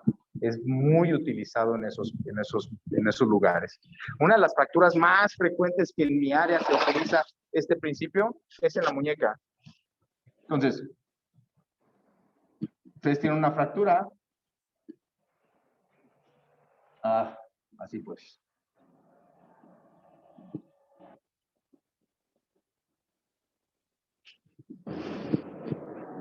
Una fractura de muñeca. Esta clásica fractura de muñeca. Que depende de dónde lo busquen, ya sea la de Smith o la sea la de Barton, pero es una fractura que es una fractura sagital sobre la superficie articular. Entonces se va para abajo esto. ¿Cómo lo resuelven? Con un principio de sostén. Entonces lo que yo hago es que lo levanto, lo pongo aquí, en su lugar, y le pongo una placa que me lo va a sostener. ¿Es un sostén puro? ¿Por qué no? Porque sí. Porque estos tornillos de acá distales me están haciendo una compresión aquí. Entonces ya no es un sostén puro, ¿va? Pero en general sí es un sostén. ¿Ok? Entonces muchos de estos lo utilizamos con placas que ya están conformadas de acuerdo a la anatomía del paciente. Entonces tenemos fracturas que ya están diseñadas para la parte interna de la tibia, fracturas que están para la parte externa, fracturas que están para el plafón tibial, fracturas para la muñeca, fracturas para el húmero, etcétera, etcétera, etcétera. Ya están contorneadas, ya están diseñadas. Entonces lo único que yo necesito hacer es pensar cuáles son las fuerzas que se van a ejercer sobre este fragmento de fractura que yo voy a arreglar para que no me falle. ¿Por qué? Porque a lo mejor yo utilizo un principio del sostén, pero resulta que no tomé en cuenta el tamaño de este fragmento. Y tenemos esto.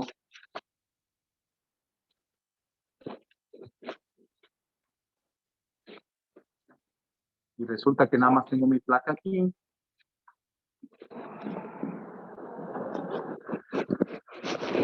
Así quedó después de la cirugía. Al mes que lo vuelvo a ver.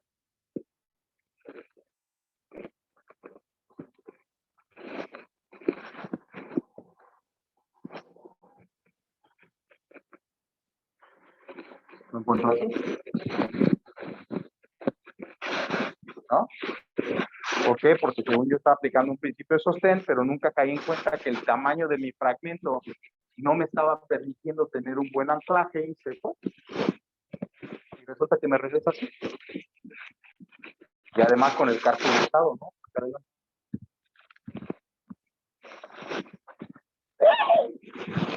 ¿No?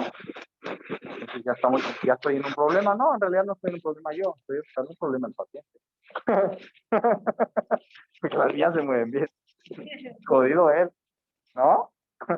Entonces, ¿qué respuesta le dan al paciente? ¡Es su culpa! ¿Por qué anda moviendo la mano? Clásico del IMSS, ¿no? No, es culpa de ustedes, porque ustedes no le entendieron el principio. Y no pudieron leer con la experiencia de qué te podía pasar. ¿Vale? Entonces, sí, requiere entrenamiento definitivo. Esto requiere práctica, entrenamiento, entrenamiento, entrenamiento. Ver casos, ver resultados. Resultados. Uno de los parámetros más equivocados que utilizan en la medicina para decir qué médico es chingón es ver los aciertos que tienen. Y no es así. La mejor manera de evaluar un médico es ver cuántas fallas está teniendo realmente. Porque un cuate que opera 500 pacientes al mes, pero se le están complicando 100, un paciente que opera 500 pacientes al mes, pero se le están complicando 4, ¿quién creen que es mejor? El que nada más se le están complicando 4. ¿Por qué? Porque a la siguiente esperemos que nada más se le compliquen 3. Y a la siguiente nomás se le compliquen 2. Y así vaya sucesivamente hasta que ustedes lleguen a un punto profesional en que prácticamente ningún paciente se les complica. Ese es el médico exitoso. Ese es el médico que es muy bueno para lo que hace. ¿Me explicó? No el que está operando 500, pero 200 están todos jodidos. ¿Vale? ¿Alguna duda? Porque ya nos vamos. Yo tengo un trabajo todavía, aunque no lo crean. ¿Algo que quieran comentar? ¿Alguna pregunta? Todavía faltan, obviamente, algunos conceptos alrededor de todo esto. Probablemente lo vimos así como que muy rápido, pero hasta que no lo vean en la práctica van a poderse dar cuenta de lo útil que es entenderlos. No se preocupen, no van a ser ortopedistas, entonces no es algo que no van a tener que utilizar todos los días, pero sí es bonito que la próxima vez que ustedes vean una radiografía en la cual vean un implante, puedan tratar de hacer el ejercicio de cómo se usó, por qué se usó, traten de ver la radiografía antes de la fractura, qué pasó durante la fractura, después de la fractura, y si fuera posible, vean al paciente cómo le fue. Está caminando, no está caminando, le duele, tiene la pata chueca, tiene la pata hinchada, ¿qué es lo que le pasa al paciente? Y de esta manera ustedes van armando su criterio y van viendo cuáles son los mejores resultados, ¿vale?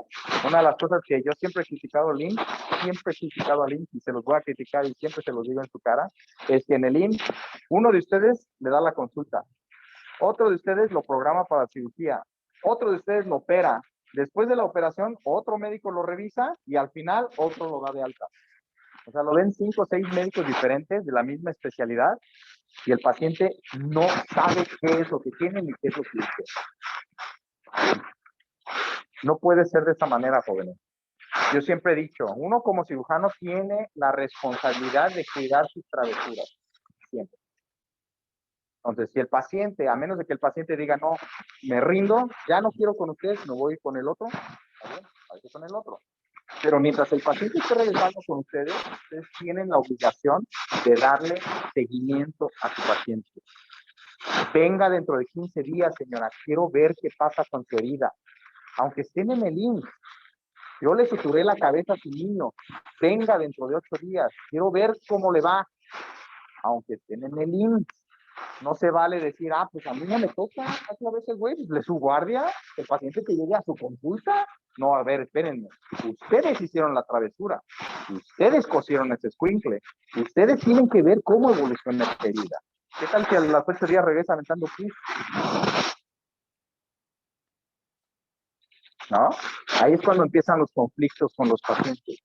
Ahí es cuando el paciente dice, pinche doctor ni me volvió a ver. Y mira, estoy escurriendo pus. Lo voy a demandar. Ahí es donde empiezan los problemas. Entonces tengan cuidado, ¿vale? No se desentiendan de sus pacientes. Así sea para recetarle un par de paracetamoles para una migraña. Averigüen qué pasó. Pregunten qué pasó. ¿Vale? Vale. Entonces, no venían aquí algunos de los implantes que querían que conocieran, porque vienen otras cosas, pero no estos. Ya lo veremos después, ¿vale? Con más calma recojo mis cosas.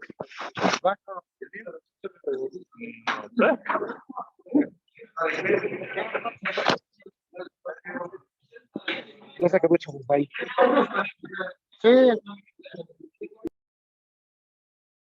Sí.